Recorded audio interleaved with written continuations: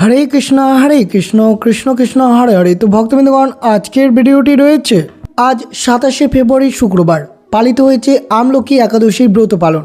যে সকল কৃষ্ণ ভক্তরা আজ আমলকি একাদশীর ব্রতটি পালন করে রয়েছেন তারা অবশ্যই অর্থাৎ তাদের একটি বার হলেও শ্রবণ করা উচিত আজকের দিনে এই আমলকি একাদশীর ব্রত কথাটি, যেটি শ্রবণের ফলে আপনার সকল পাপ পূর্ণ হবে এবং বিশেষ করে সকল মনস্কামনা পূর্ণ হবে শ্রী ভগবান বিষ্ণুর কৃপায়।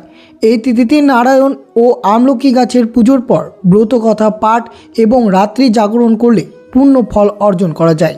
স্বয়ং শ্রীকৃষ্ণ যুধিষ্ঠিরকে এই একাদশী ব্রত কথা সম্পর্কে বলেছিলেন, তা অবশ্যই আপনারা ভক্তি সহকারে শ্রবণ করবেন। আজ 27শে ফেব্রুয়ারি শুক্রবার আমলকি একাদশীর দিন এই আমলকি একাদশীর ব্রত কথাটি। তো অবশ্যই ভিডিওটি আপনারা শুরু থেকে শেষ পর্যন্ত ভক্তি সহকারে শ্রবণ করবেন।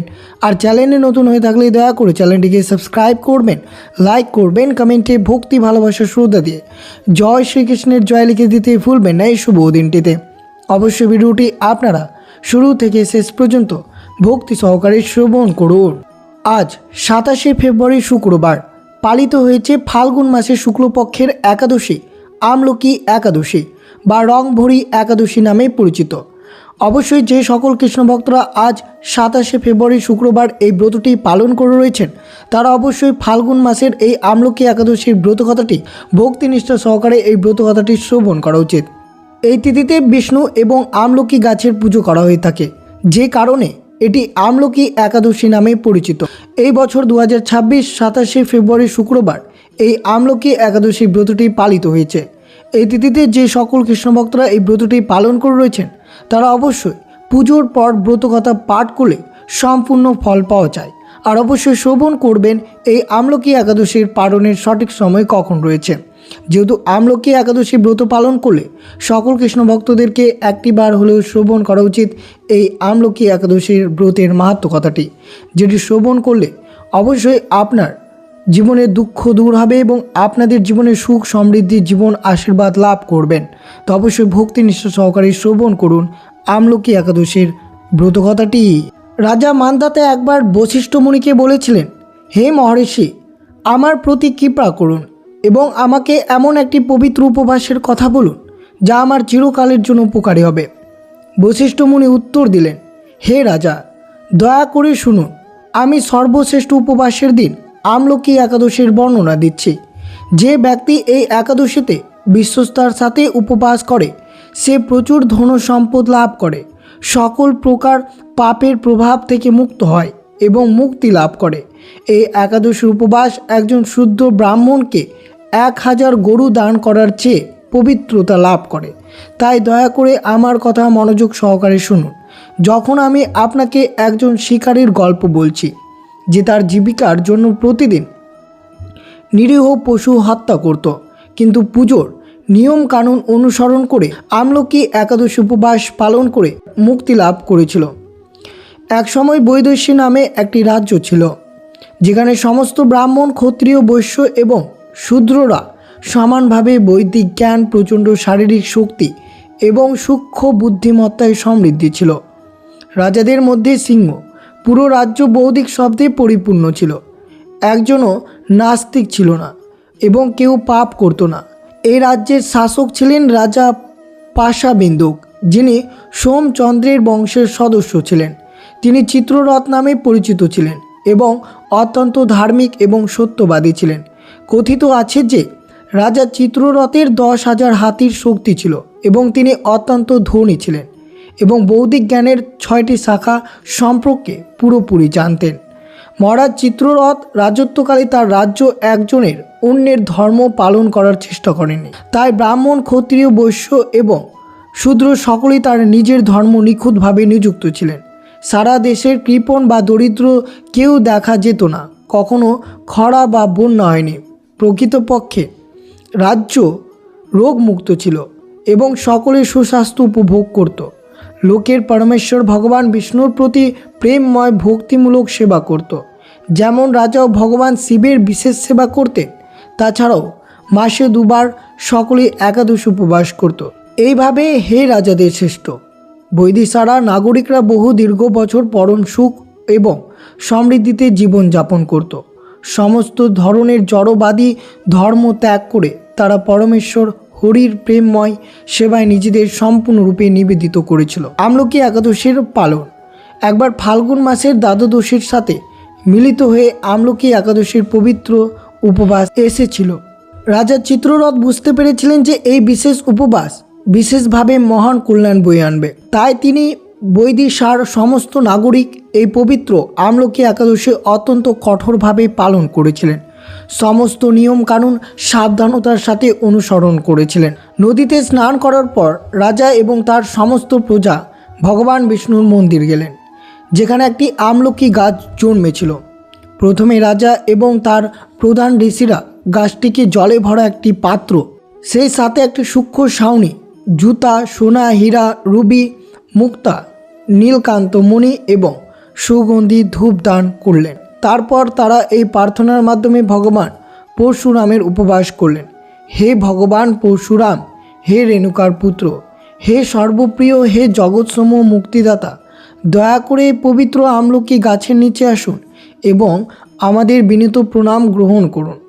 তারপর তারা আমলকি গাছের কাছে প্রার্থনা করলেন, হে আমলকি, হে ভগবান ব্রহ্মার সন্তান, তুমি সকল ধরনের পাপ পুণ্য প্রতিক্রিয়া ধ্বংস করতে পারো।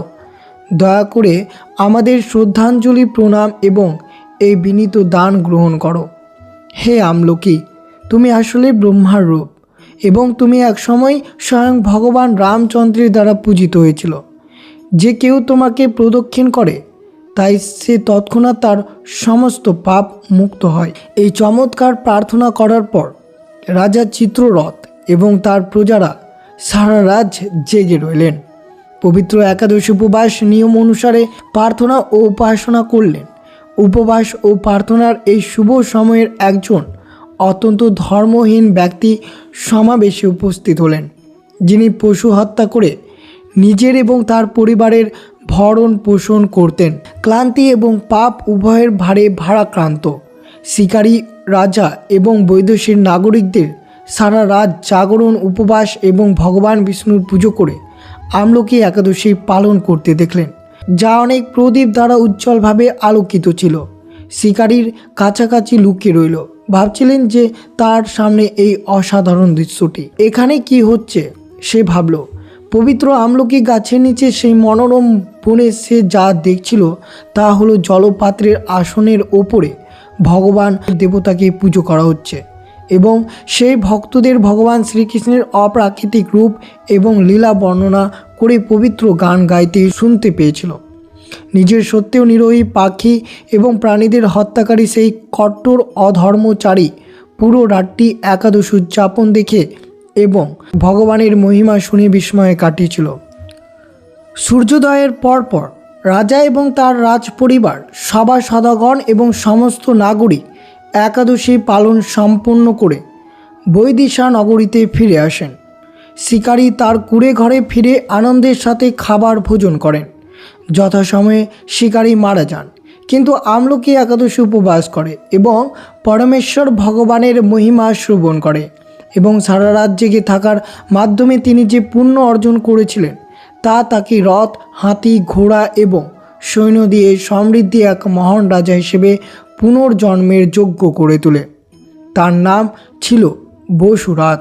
রাজা বিদুরথের পুত্র এবং তিনি জয়ন্তী রাজ্যের শাসনকর্তা ছিলেন। রাজা বসুরাত ছিলেন শক্তিশালী, নির্ভীক, সূর্যের মতো তেজস্বী এবং চাঁদের মতো সুন্দর। শক্তিতে তিনি ছিলেন শ্রী বিষ্ণুর মতো এবং ক্ষমতাতে তিনি ছিলেন পৃথিবীর মতো।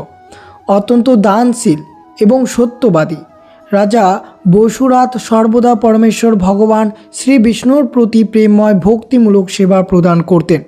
তাই তিনি বৌদ্ধিক জ্ঞানে অত্যন্ত পারদর্শী হয়ে ওঠেন। তিনি কারোর প্রতি অহংকার অপছন্দ করতেন এবং তা দেখলেই তা ভেঙে ফেলতেন। তিনি বিভিন্ন ধরনের ত্যাগ স্বীকার করতেন এবং তিনি সর্বদা নিশ্চিত করতেন যে তার রাজ্যের দরিদ্রতা যথেষ্ট দান পান। একদিন জঙ্গলে শিকার করার সময় রাজা বসুরাত পথ থেকে সরে গিয়ে পথ হারিয়ে ফেলেন। কিছুক্ষণ ঘোরাঘুরি করার পর অবশেষে ক্লান্ত হয়ে তিনি একটি গাছের নিচে থামলেন এবং বালিশ হিসেবে তার বাহু ব্যবহার করে ঘুমিয়ে পড়লেন। তিনি যখন ঘুমাচ্ছিলেন তখন কিছু বর্বর উপজাতি তার ওপর এসে পড়ল এবং রাজার প্রতি তাদের দীর্ঘস্থায়ী শত্রুতার কথা মনে করে তাকে হত্যা করার জন্য নিজেদের মধ্যে বিভিন্ন আলোচনা করতে লাগলো। সে আমাদের পিতা মাতা ভ্রাতপুত্র নাতি ভাগ্নে এবং কাকাদের হত্যা করেছিল বলে আমরা বনে এত পাগলের মতো উদ্দেশ্যহীনভাবে ঘুরে বেড়াতে বাধ্য হচ্ছে। এই বলে তারা রাজা বসুরাতকে বর্ষা, তরবারি, তীর এবং রহস্যময় দড়ি সহ বিভিন্ন অস্ত্র দিয়ে হত্যা করার জন্য প্রস্তুতি হলো। কিন্তু এই মারাত্মক অস্ত্রগুলো কোনোটাই ঘুমন্ত রাজাকে স্পর্শ করতে পারল না এবং শীঘ্রই অসভ্য কুকুর ভক্ষণকারী উপজাতিরা ভীত হয়ে পড়ল। তাদের ভয় তাদের শক্তিকে নিঃশেষ করে দিল এবং শীঘ্রই তারা তাদের সামান্য বুদ্ধিমত্তা হারিয়ে ফেলল এবং বিভ্রান্তি এবং দুর্বলতায় প্রায় অজ্ঞান হয়ে গেল। হঠাৎ রাজার দেহ থেকে একজন সুন্দরী নারী আবির্ভূত হলো, যা আদিবাসীদের চমকে দিল। বহু অলঙ্কার সজ্জিত একটি চমৎকার সুগন্ধ নির্গত গলা, একটি চমৎকার মালা পরা, তীব্র ক্রোধের মেজাজ, তার ভুরু টানা এবং তার জ্বলন্ত লাল চোখ জল জ্বলছিল। তাকে মৃত্যুর মতো মূর্তিমানা দেখাচ্ছিল। তার জ্বলন্ত চক্র দিয়ে সে দ্রুত সমস্ত আদিবাসী শিকারীকে হত্যা করল, যারা ঘুমন্ত রাজাকে হত্যা করার চেষ্টা করেছিল। ঠিক তখনই রাজা জেগে উঠল এবং তার চারপাশে সমস্ত উপজাতিদের পড়ে থাকতে দেখে তিনি অবাক হয়ে গেলেন। তিনি ভাবলেন, এরা সবাই আমার বড় শত্রু। কে তাদের মতো এত নির্মমভাবে হত্যা করেছে আমার মহান দাতাকে? ঠিক সেই মুহূর্তে তিনি আকাশ থেকে একটি কণ্ঠস্বর শুনতে পেলেন। তুমি জিজ্ঞাসা করেছিলে কে তোমাকে সাহায্য করেছে। আচ্ছা, কে সে ব্যক্তি যিনি কেবল যে কোনো দুঃখকে সাহায্য করতে পারেন? তিনি আর কেউই নন, পরমেশ্বর ভগবান শ্রী বিষ্ণু অর্থাৎ শ্রী কেশব, যিনি স্বার্থপর উদ্দেশ্য ছাড়াই তার আশ্রয় গ্রহণকারীকে সকলকে রক্ষা করেছেন।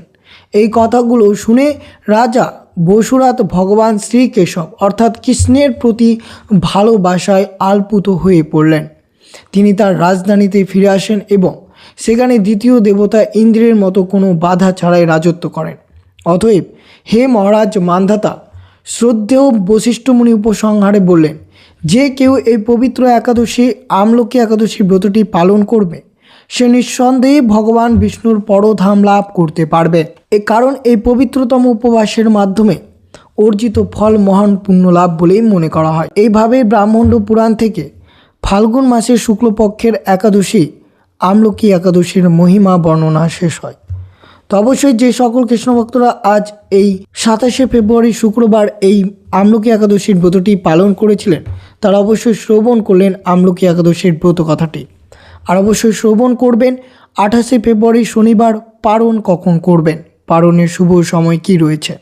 পারণের সময় রয়েছে সকাল 5:58 থেকে 9:52 মধ্যে। এই শুভ সময়ে আমলকি একাদশীর ব্রতের পালন করবেন। তো এই ছিল ভিডিওটি ভালো লাগলে অবশ্যই চ্যানেলটিকে সাবস্ক্রাইব করবেন, লাইক করবেন, কমেন্টে ভক্তি ভালোবাসা শ্রদ্ধা দিয়ে জয় শ্রীকৃষ্ণের জয় লিখে দিতে ভুলবেন না এবং ভিডিওটি আপনার আত্মীয় ভক্ত বা বন্ধুদের সাথে অবশ্যই শেয়ার করবেন। সুস্থ থাকবেন, সতর্ক থাকবেন। জয় শ্রীকৃষ্ণ, রাধে রাধে।